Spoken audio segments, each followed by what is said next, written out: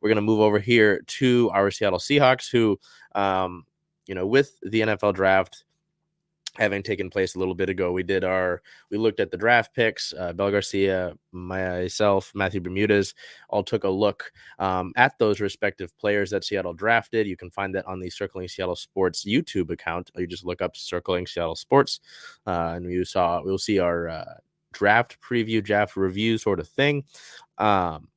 Interestingly enough, it kind of ties into the draft. On May 1st, the team decided that they will not pick up the 5th-year option for linebacker Jordyn Brooks. Brooks enters a contract year now after he is recovering from a torn ACL injury last season. All three of the experienced inside linebackers for the Seattle Seahawks, Bobby Wagner, Devin Bush, and Jordyn Brooks, will become free agents next offseason. Now, I don't necessarily think this move is totally out of the blue. I mean, coming off of that injury, it's a lot. The 5th-year option can be a decent chunk of change.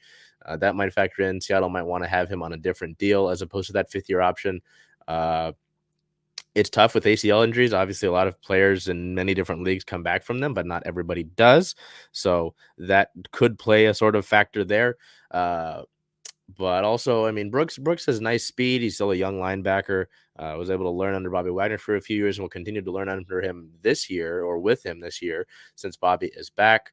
But he hasn't necessarily jumped off the page at you in a ton of things. Seattle's run defense was horrible last season and even the year before that. And Brooks didn't necessarily do a big deal to help change that. So I don't think this is necessarily out of the blue. Like it's a ridiculous sort of decision to decline that 5th-year option or not pick it up. Also, the fact that Seattle hasn't picked up a bunch of 5th-year options in the last few years anyway in their draft picks. Now, whether that's reflective on their first-round picks or their performance, so-and-so, is a different topic. But I don't think that this decision is totally, out of left field, so to say. I like Brooks. I like the speed that he brings. I like his potential there that continued to stack up. Obviously, it's not like he's fresh out of college. He's been in the league for a few years, got a few years under his belt, is what I was going to say. But I don't know. I feel like there's still more that he could be doing, whether that's in coverage, whether that is in stopping the run.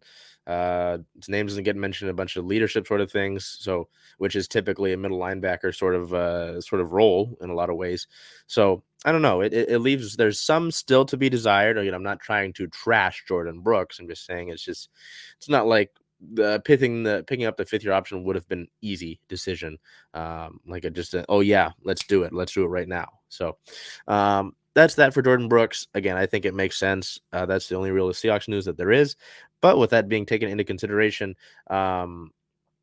with the NFL draft and with that preview, I want to give you sort of an idea of what Bell and Matt and I talked about with this sort of draft preview. So I will show you here our preview of wide receiver Jaxon Smith-Njigba that the Seahawks took with the 20th overall pick, getting what I hope turns out to be a real, true third receiver on this team that they haven't really had in the time that Tyler Lockett and DK Metcalf have been here. So let's take a look at that.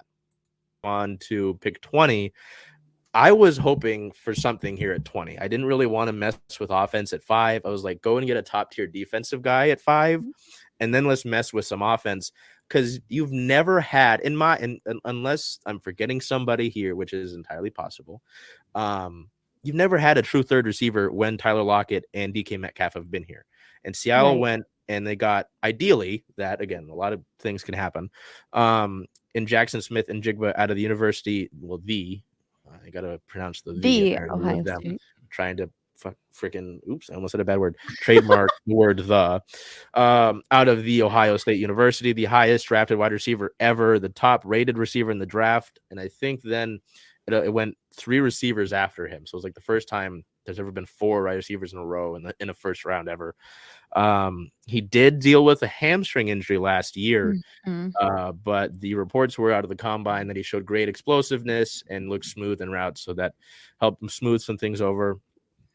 Before I say anything, this pick, I'm very curious about it. Again, the defense was pretty bad for a large amount of the time last year. But you go with offense here, and you help that. You give Geno another weapon. You give the Seahawks another guy to put on the field to get maybe DK and Tyler open, or maybe those guys get Smith-Njigba open. So, what did you think about the selection here out of Ohio State? I liked it. He was the first wide receiver pick of the draft. Like you said, and he's said that he's good at getting open. So either he gets a DK Metcalf open, Tyler Lockett open, or he's open himself. I definitely like the pick. I think that a third threat was a good idea, considering that we do not have Goodwin anymore this season. So a triple threat for sure is the best. I think Tyler Lockett has had really good numbers and it's kind of gone under the rug, or it just hasn't been as seen as it should be. But if he can relieve some of that pressure and get some of the touches, yeah, I like the pick. I definitely do think he has an advantage as a rookie with DK Metcalf and Tyler Lockett lining up with him. It's going to open him up a lot because everybody's going to be trying to putting their attention on to the other wide receivers. So a lot of people compare him to CeeDee Lamb, but I like to think of him as a Doug Baldwin in the system. It's exciting to see where he's able to add to the offense. Yeah, it's interesting. You mentioned that. And if you're Shane Waldron, the offensive coordinator, you kind of have a luxury here now, because I think I talked about it with Bell last year, but I thought Marquise Goodwin wasn't bad. That's fine. Yeah. But you really get somebody who's able to line up inside, outside. I think you were alluding to this when you mentioned it. I think a quote immediately after he was drafted was, "I get open," and it's like, hey, Yeah. that's a good thing to have, right? But you get another weapon.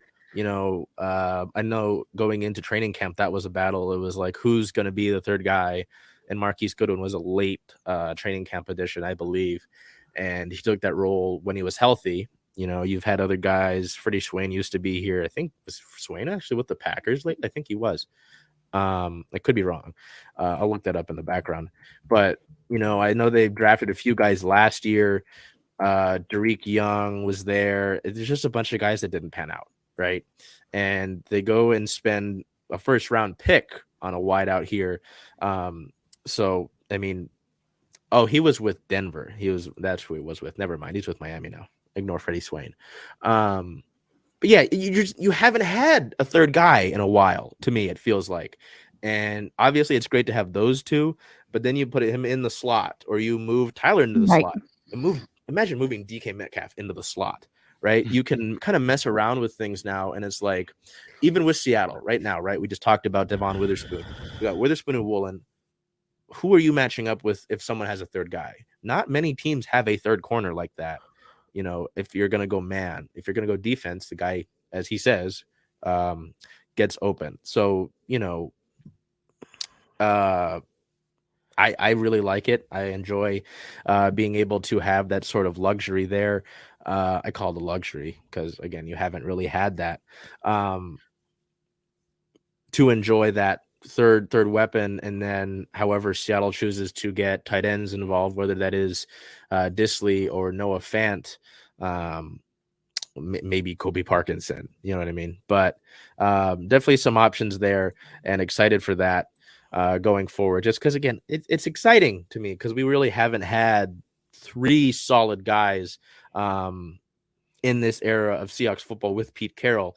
It's mainly been the focus on running the football, and they'll have two guys. Matt mentioned Doug Baldwin. You had Doug Baldwin and Jermaine Kearse. That's two guys, though. And then it was kind of like, I mean, Sidney Rice was here and there with that team, but he dealt with concussion issues, so it's like, Golden Tate as well, but then there was that whole thing with Golden Tate where there was controversy, so all in all, it's just going to be a lot of fun. Not the biggest guy out of Ohio State, pardon me, and not necessarily the fastest, but really solid production when healthy. And just, it was funny because I believe Chris Olave used to be there with Ohio State. There's another wide receiver Paris Campbell, I think, might have been there at the time. And he was the best. Jackson Smith-Njigba was the best option there at Ohio State. So I think I wanted to go into that because I think it's a ton of fun to have another talented receiver that can pair off of the size and speed of Metcalf, the craftiness of Tyler Lockett, and give Geno Smith another weapon after the year that he had. So I'm sorry. Definitely. That just got me really excited when I saw that pick. And I was like, hey, you've got someone else to throw the football to. So I don't know Yeah. if you've got anything else on Smith-Njigba, but I think Well, that'll be you a lot of mentioned, fun. yeah, know. you mentioned putting him in the slot and not being sure exactly where he was going to be, but Seattle did have the last season they were 8th fewest in the NFL for receiving yards in the slot, and Jeez. in 2021, and Jigba on his own had 1,400 receiving yards in the slot. So that's somewhere that he can possibly bring us some yardage. Yeah. Most definitely. I'm very excited to see the matchup that they're going to have between the wide receiver and cornerback in practice. Oh, yeah, that's going to be good. Yeah, so you mentioned that, and I think going back to that first pick, Witherspoon allowed he had more interceptions than he allowed yards. So yeah, that's going to be a fun matchup. Yeah, competition begins in practice, right? So yeah, that's a good call. It'll be fun to see those guys push each other, especially getting 2 of those position groups in the first round.